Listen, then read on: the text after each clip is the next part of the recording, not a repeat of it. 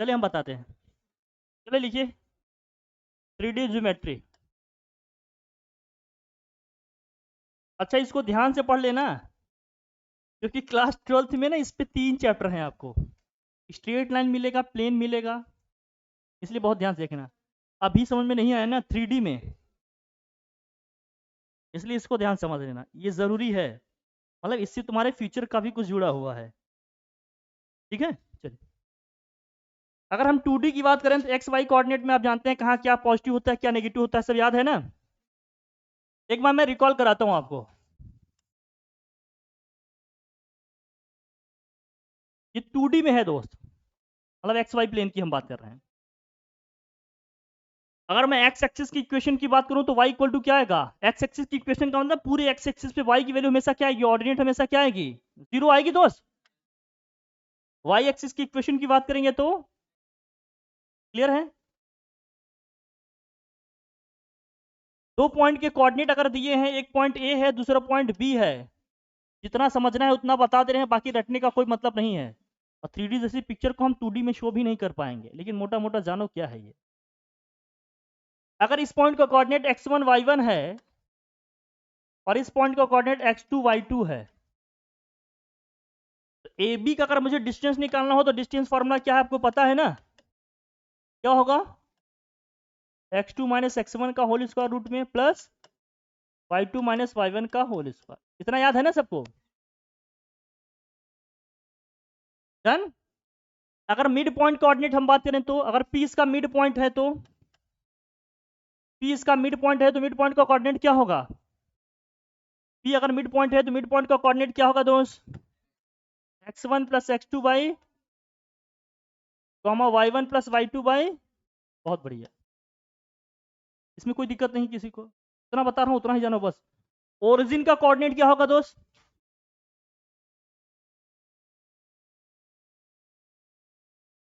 जैसे बताऊंगा उसी तरह से एसोसिएट करना, कुछ नया फार्मूला याद करने की जरूरत नहीं है।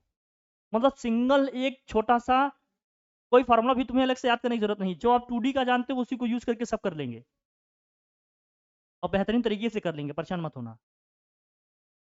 बिल्कुल वही आ जाएगा, जेड आ जाएगा, अभी देखें। अब सेक्शन फार्मूले की अगर हम लोग बात कर रहे हैं,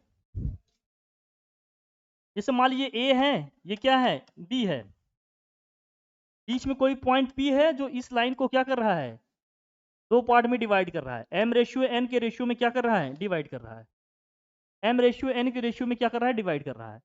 और ए का कोऑर्डिनेट क्या है, x1 कामा y1, और बी का कोऑर्डिनेट क्या है, x2 कामा y2 है। तो हम जब p का अगर इंटरनली कर रहा है तो इंटरनल डिवीजन है, अगर इसका तो इंटरनल ही तो आ गया पॉइंट। इंटरनल का मतलब क्या है, इन दोनों पॉइंट के बीच में ही कहीं पॉइंट आ रहा है।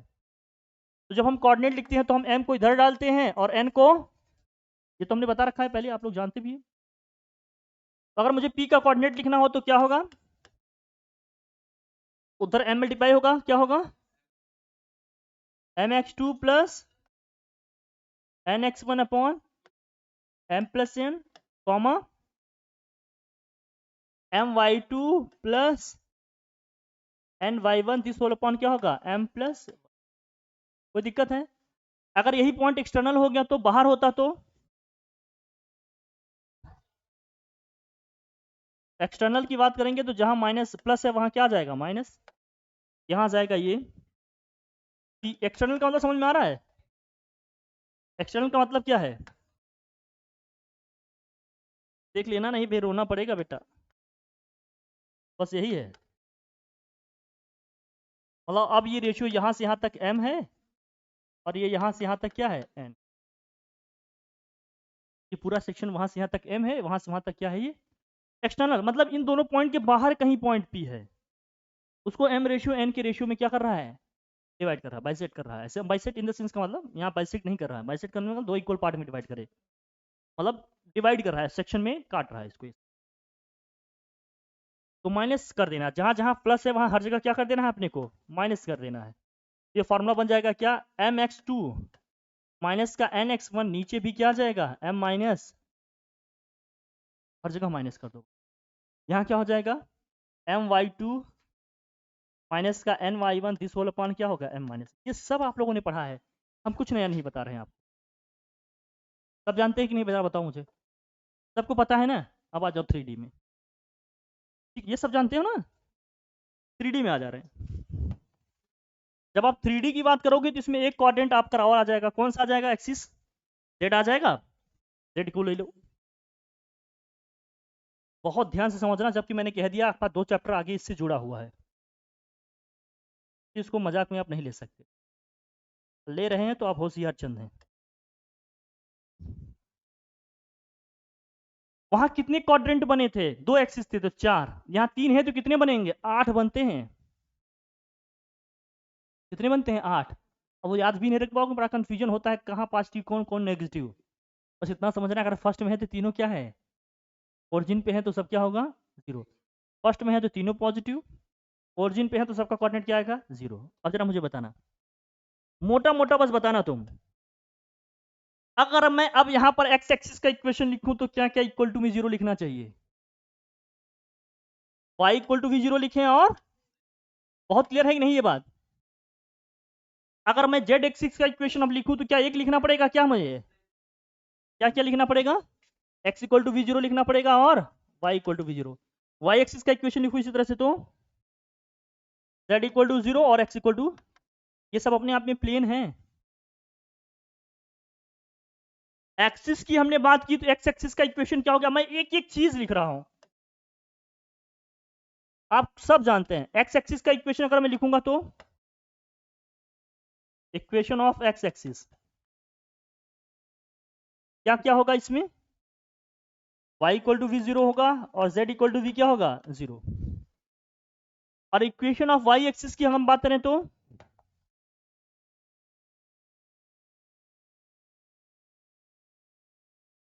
y एक्सिस की इक्वेशन की बात करें तो z इक्वल टू वी 0 होगा और x इक्वल टू वी क्या होगा? 0। और अगला, अगर हम z एक्सिस की इक्वेशन लिखें तो equation of z axis, z axis की बात करेंगे तो क्या क्या इक्वल टू वी 0 होगा? x इक्वल टू वी 0 होगा और y इक्वल टू वी क्या होगा? 0। यहां तक किसी कोई प्रॉब्लम हो तो मुझे बता सकता है। यहां तक ठीक है? चलो अब जरा देखना, अब यहां हम प्लेन की बात करेंगे, दो दो डायमेंशन की लेकर बात कर रहे हैं। अब यहां अगर हमने एक्स जेड ले लिया तो एक्स जेड अपने आप में एक प्लेन है। एक्स वाई हमने ले लिया, वाई कहाँ है समझ रहे हो ना? ये इसके परपेंडिकुलर एकदम बाहर की तरफ ऐसे है। ये तीनों एक्सिस म्यूचुअली क्या है? परपेंडिकुलर है। मतलब किन्हीं दो के साथ एंगल कितने डिग्री का बन रहा है? 90 का। एकदम क्लियर रखना है इसे। अगर मैं एक्स जेड प्लेन की बात करूंगा या एक्स वाई प्लेन की बात करूंगा, प्लेन का मतलब समझ में आ रहा है? जैसे ये वॉल है, तुम्हारी दीवार है, ये समझो। ये 3D में है कि नहीं? है ना 3D में। एक प्लेन ये है, एक ये है, तीन मिल रहे हैं, 3D में है। अगर मैं इसको एक्स एक्सिस मान रहा हूँ, इसको वाई एक्सिस मान रहा हूँ, तो ये अपने आप में एक्स वाई प्लेन है। उसको मैं जेड मान रहा हूँ, इसको वाई मान रहा हूँ, तो ये क्या है? एक्स वाई प्लेन है पूरा, ये इधर का। समझ रहे हो ना? इस तरह से सभी प्लेन है अपने आप। तो अगर मैं एक्स वाई प्लेन को कंसीडर करूं या एक्स जेड प्लेन को कंसीडर करूं तो इनके इक्वेशंस क्या होंगे? अगर मैं एक्स वाई प्लेन में हूं तो वाई की कुछ वैल्यू मिलेगी क्या? अगर मैं एक्स वाई प्लेन में हूं, सपोज करो ये एक्स है और ये क्या था? हमारा वाई था, तो ये एक्स वाई प्लेन है, यहाँ जेड की कोई वैल्यू मिलेगी किसी पॉइंट पे? नहीं। इसका मतलब अगर equation of x y plane लिखूं तो क्या इक्वल टू 0 आएगा हमेशा? बोलो दोस्त, जेड आएगा ना 0। Equation of x y plane, x y plane की बात करें तो जेड इक्वल टू क्या आएगा? 0। Equation of y z plane की बात करें तो लिख लेंगे ना आप लोग, equation of y z plane. Plane है दोस्त, यहां प्लान लिख दिया हूं। वाई जेड की बात करें तो एक्स इक्वल टू 0 आएगा। फिर इक्वेशन ऑफ क्या होगा? एक्स जेड प्लेन,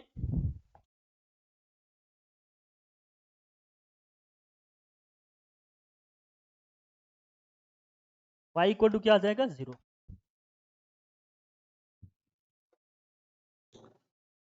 अब जरा मुझे बताना, ये क्लियर है कि नहीं? अब जैसे एक्स एक्सिस पे कोई पॉइंट हमें लेना होता था तो एक्स कॉमा 0 आता था। अब यहाँ एक्स एक्सिस पे कोई पॉइंट लेना होगा तो हम क्या लेंगे? एक्स कॉमा 0 कॉमा, क्योंकि 3 आ जाएंगे ना, 3 क्वाड्रेंट आएंगे। इस केस में अगर हम 3D में है तो किसी पॉइंट को कोऑर्डिनेट लिखेंगे तो क्या 2 ही कोऑर्डिनेट आएंगे कि 3 आएंगे दोस्त? पी अगर हम लिख रहे हैं तो यहाँ क्या आएगा? एक्स भी आएगा, वाई भी आएगा, क्या आएगा? जेड आएगा। तो एक्स एक्सिस की भी कुछ आएगी, वाई एक्सिस की भी और जेड एक्सिस का भी, सबका आएगा ना, तीनों का आएगा। तो वही मैं कह रहा हूं कि अगर मान लीजिए मुझे यहां पर लिखना होगा किसी के कोऑर्डिनेट, सपोज करिए एक्स एक्सिस पर अगर हमें किसी पॉइंट का कोऑर्डिनेट लिखना हो तो क्या होगा, ये एक्स कॉमा जीरो टाइप का होगा। अगर वाई एक्सिस पे किसी पॉइंट का कोऑर्डिनेट लिखना है, जेड एक्सिस पे किसी पॉइंट का कोऑर्डिनेट लिखना, वाई एक्सिस पे लिखना होगा तो क्या होगा, ये वाई जीरो आएगा। जेड एक्सिस पे किसी पॉइंट का कोऑर्डिनेट लिखना होगा तो यहाँ क्या आएगा, दोस्त जेड आएगा। बहुत क्लियर है ये बात। अरे 3 पॉइंट्स आएंगे यहाँ पर, बाकी जो कॉन्सेप्ट आप जानते हैं वही यूज हो रहा है कि कुछ नया है, कुछ नहीं, सब वही है। बस यहाँ 3 कोऑर्डिनेट हैं तो 3 लेने पड़ेंगे अपने को। बात क्लियर है ना। अरे जब वेक्टर्स पढ़ रहे थे हम लोग एक्स वाई जेड की बात किए थे, आई क्या जे क्या जेड क्या, कुछ याद आ रहा है, वहां लिखा था ना हमने तीनों ऐसे हैं। क्लियर, यहाँ तक बात समझ में आ गई। एक्स वाई प्लेन की हमने बात की, एक्स एक्सिस वाई एक्सिस की बात कर ली, सभी प्लेन की हमने बात कर ली, सब क्लियर है, कोई दिक्कत। बस इतना ध्यान रखना, अगर हम फर्स्ट में हैं, फर्स्ट क्वाड्रेंट में हैं तो सभी क्या होंगे, पॉजिटिव। और ओरिजिन का कोऑर्डिनेट क्या होगा, यहाँ पर ओरिजिन का कोऑर्डिनेट क्या हो जाएगा, 0,0,0 3 होगा दोस्त,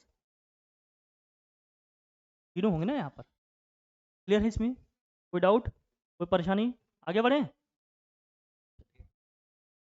हाँ कुछ नहीं, हमने कहा बस पहला याद रखो, बस उतना कोई याद भी नहीं रख पाएगा, तुम याद कर सकते हो तो टेबल दिया है याद कर लेना, और कहीं उसकी जरूरत पड़ने वाली नहीं है, हम आपको बताएंगे एकदम लॉजिकल रीजनिंग से सारी चीज़ें कर लेंगे हम लोग। बाकी एक बच्चा जो मगफ करना चाहता है चीज़ों को ले सकता है, लेकिन फालतू बाल गिराने का कोई मतलब, बचा के रखो, ठीक है ना। चलो आगे, डिस्टेंस फार्मूला, अगर 3 पॉइंट है, अगर यहाँ पर 3D में है, तो अगर मैं ए और बी का कोऑर्डिनेट लिखूंगा तो क्या होगा, जरा बताओ, ए का कोऑर्डिनेट क्या होगा, अगर हम लिख रहे हैं इसको सफिक्स में लगा के 1 1, तो x1 y1 और क्या होगा z1। बी का कोऑर्डिनेट क्या होगा, x2 y2 और क्या होगा यहाँ z2। तो distance formula A B, distance distance formula क्या हो गया दोस्त अपना, डिस्टेंस ए बी की अगर मैं बात करूंगा तो यहाँ डिस्टेंस ए बी क्या जाएगा, वही फॉर्मूला जो आप जानते हैं, ए बी इक्वल टू यहाँ से क्या आ गया, रूट में x1 माइनस x2 या x2 माइनस x1, जो लिखना चाहो, सब बात एक ही है, स्क्वायर है ना, होल स्क्वायर, पॉजिटिव आएगा तभी स्क्वायर करेंगे पॉजिटिव आएगा, नेगेटिव आएगा स्क्वायर करेंगे तब भी पॉजिटिव हो जाए। y2 माइनस y1 का होल स्क्वायर, अब तीसरा कोऑर्डिनेट है तो तीसरा भी ऐड कर दो, z2 माइनस z1 का होल स्क्वायर, कुछ नहीं याद करना पड़ा, बस तीसरा कोऑर्डिनेट ऐड कर दो, दैट्स इट, है ना, वही सेम फार्मूला। हमने कहा एक भी अलग फार्मूला नहीं याद करना है। सेक्शन फार्मूला की बात करेंगे तो इसको, अगर हम इसके मिड पॉइंट की बात करें तो मान लेते हैं मिड पॉइंट इसका यहाँ पर है, मिड पॉइंट मान लेते हैं इसका क्या है, पी है, मिड पॉइंट का मतलब ये दोनों सेक्शन क्या है, इक्वल है। मिड पॉइंट पी का कोऑर्डिनेट क्या होगा, मिड पॉइंट जो पी है हमारा, इसका कोऑर्डिनेट क्या होगा दोस्त, x1 प्लस x2 बाई 2, बस एक वही कोऑर्डिनेट ऐड करते जाओ, एक और ऑर्डिनेट आ जाएगा ना, y1 प्लस y2 बाई 2, फिर कॉमा क्या हो जाएगा यहाँ, z1 plus z2 by, that's it, और कुछ नहीं, क्या वही कॉन्सेप्ट है, कुछ नया यूज हुआ नहीं। क्लियर है ना, क्या आगे बढ़े, जल्दी से नोट कर लो फिर आगे बढ़ें। लिख रहे हो तो लिखो, नहीं तो हम पीएनजी तो दे ही देंगे आपको, इसमें कोई दो राय नहीं। लिख रहे हो क्या, जल्दी से लिखो, फिर जल्दी नोट करो, कुछ नया है सब वही चलेगा, सब बनाना नहीं, हर चीज़ आसान कर देंगे, ना करो। अभी आईपीएससी नोमेनक्लेचर में आप लोगों को प्रॉब्लम आ रही है ना, सब आसान कर, एक दिन बेहतरीन 2-3 घंटे की क्लास लेने वाले, जीरो से लेकर एकदम क्या करेंगे, सब बता दें।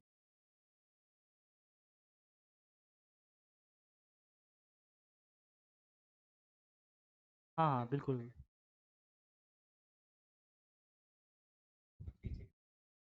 बाहर की तरफ आएंगे तो पॉजिटिव होगा, अंदर की तरफ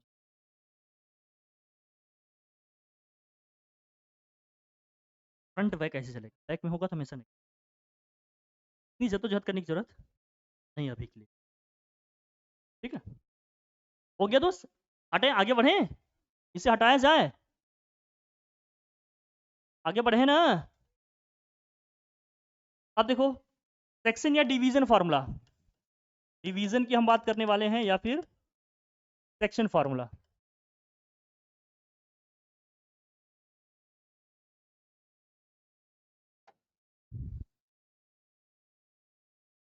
इंटरनल भी होता है इसमें, एक्सटर्नल भी होगा दोस्त। अब पॉइंट ए है, पॉइंट बी है, ए का कोऑर्डिनेट यहाँ कैसे मानिएगा, x1 y1 z1, और यहाँ क्या होगा x2 y2, और क्या होगा यहाँ z2 हो। कोई भी पॉइंट यहाँ ले लीजिए, मान लीजिए पॉइंट P है, इस ए बी को किस रेशियो में डिवाइड कर रहा है, m रेशियो n के रेशियो में क्या कर रहा है, डिवाइड कर रहा है। m को यहाँ ले जाइएगा, n को यहाँ, यही तरीका था। इंटरनल की बात कर रहे हैं दोस्त, अभी अभी किसकी बात हो रही है, इंटरनल की।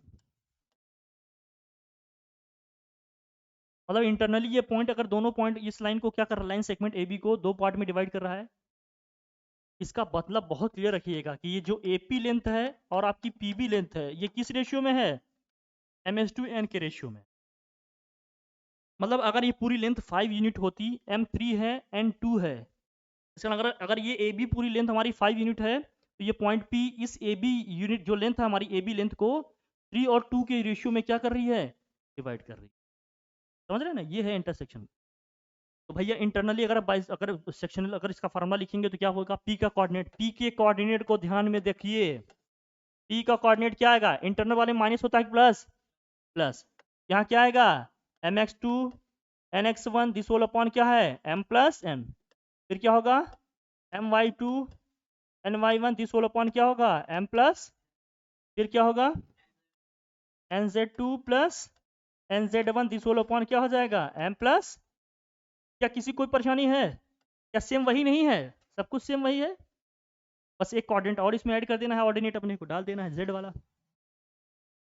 अब मेरे ख्याल से एक्सटर्नल वाला तुम लोग खुद से लिख सकते हो, उसमें एक और ऐड कर देना है, माइनस लगा देना है। क्लियर है, कुछ नया है क्या, सब वही है, बस एक और तुम्हें कोऑर्डिनेट ऐड कर लेने, बताएं से, लिख रहे हो क्या, जल्दी से नोट करो फिर।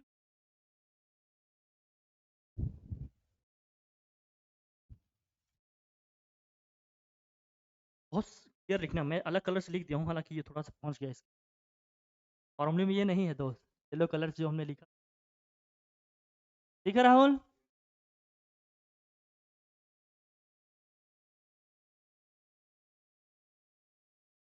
सब दिमाग में जा रहा है, मैपिंग कर रहा है लड़का।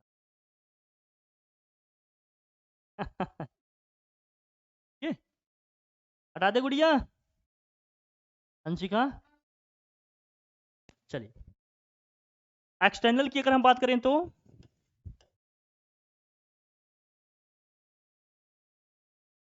एक्सटर्नल वाले की बात करेंगे तो लिख लेंगे आप लोग, माइनस लगा लेंगे वहां बस। ए बी है पॉइंट, पॉइंट पी मान लो यहाँ पर है, अब ये m रेशियो n में इसको डिवाइड कर रहा है लेकिन एक्सटर्नली। अब तुम्हें समझ में आ रहा होगा कि हम माइनस क्यों आता है, क्योंकि पॉइंट पी बाहर चला जाता है ना, समझ में आ रही बात, मिले। हैप्पी न्यू ईयर के बाद तुम बहुत तेजी समझ में आ रहे हो मुझे।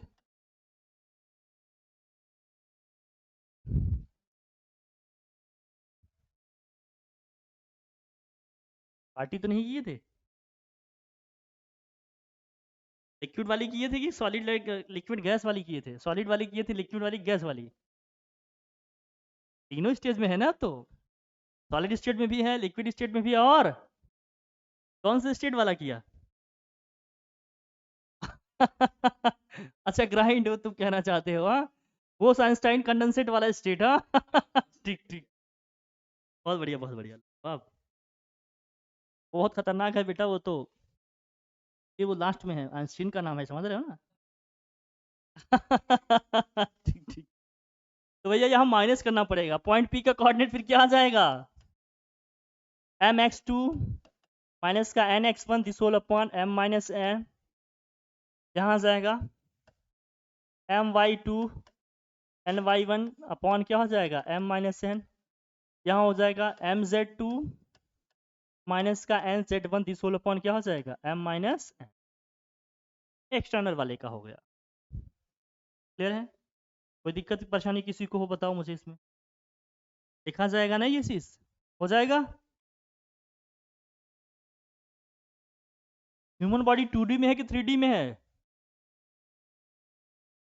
3D में है ना, मतलब अगर अपना कोऑर्डिनेट लिखना होगा तो क्या करना पड़ेगा हमें, 3 डायमेंशन में।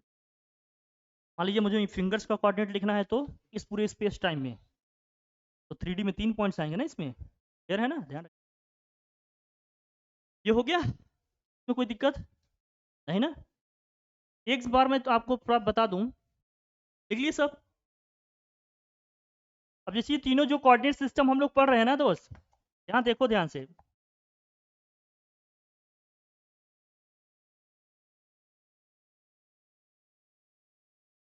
एक्स एक्सिस है, ये वाई एक्सिस, सॉरी ये जेड एक्सिस है, ये क्या है, वाई है। कहीं भी लिख सकते हो, ये मत सोचना कि हमेशा वहीं जेड ही है, लिखना तो है ही। ये जो वाई एक्सिस लिखे हैं बेसिकली, ये वाई एक्सिस है कि उसकी शैडो है ये, वाई एक्सिस बेसिकली ये है उसकी शेडो, चूंकि 2D में दिखाना पॉसिबल नहीं है प्रैक्टिकली, उसकी शेडो हम लोग लिए हैं इस पे, इसलिए इसको थीड़ा दिखाए हैं। समझ में आ रही है हमारी बात? जो तुम्हारी परछाई जो भी होती है, शेडो बनती है, वो सीधी होती है, टेढ़ी होती है? तुम जहाँ खड़े होगे वहां से तिरछी बनती है ना थोड़ी सी। तो मान लेते हैं वाई एक्सिस यहाँ पर है, उसकी शेडो यहाँ पर आ रही है, इसलिए 2D में, 3D पिक्चर है 2D में, तो इसी तरह से दिखाएंगे ना, उसकी शेडो ही आएगी ना 2D में। 2D में तो थर्ड वाले का शेडो ही आएगा, इसलिए ऐसा दिखाया गया। बाकी ये वाला ऐसे है, अब समझना। एक्स एक्सिस की इस डायरेक्शन में है, अगर हम, मैं बहुत क्लियर ड्रॉ कर दूं पर, और ये वाई एक्सिस इस तरह से जा रहा है।